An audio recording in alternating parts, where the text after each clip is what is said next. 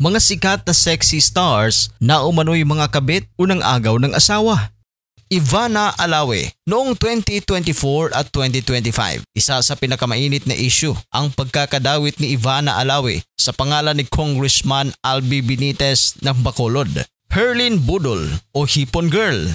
Noong 2023, biglang sumabog sa social media ang mga screenshots ng di umano'y private messages ni na Herlin Budol at Rob Gomez.